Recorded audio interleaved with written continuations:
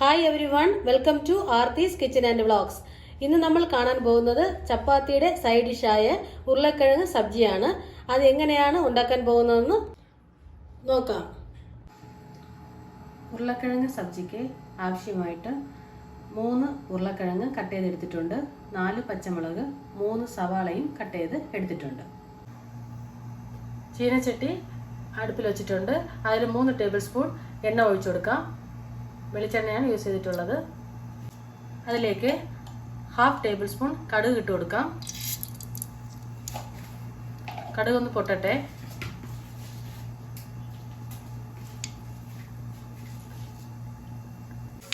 രണ്ട് വറ്റൽമുളക് ഇട്ട് കൊടുക്കാം.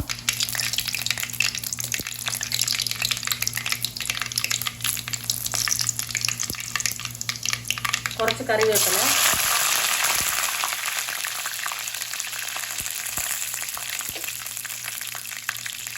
സവാള ഇട്ട് കൊടുക്കാം.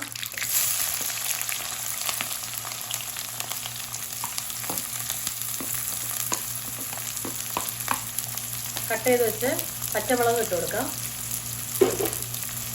എന്നിട്ടൊന്ന് ഇളക്കി കൊടുക്കാം.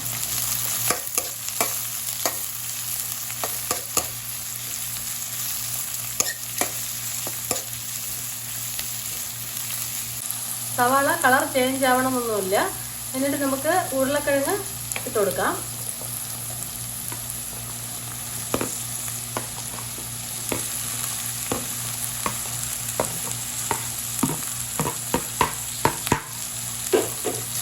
ഇളക്കി കൊടുക്കാം.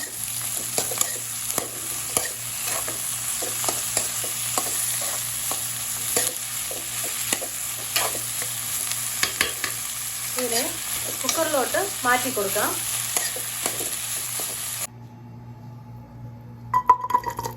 കുക്കറിലോട്ട് മാറ്റി കൊടുക്കാം.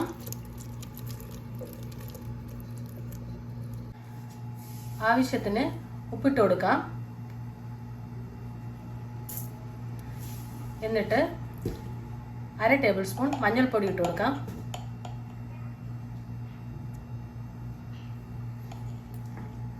ഒന്നര ഗ്ലാസ് വെള്ളം ഒഴിച്ചു കൊടുക്കാം.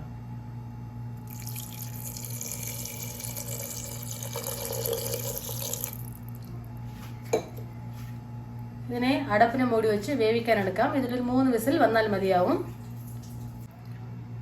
ഇവിടെ ഉരുളക്കിഴങ്ങൊക്കെ നന്നായിട്ട് വെന്ത് വന്നിട്ടുണ്ട്. ഇനി നമുക്ക് മത്ത് ഉപയോഗിച്ച് ഇടിച്ചെടുക്കാം.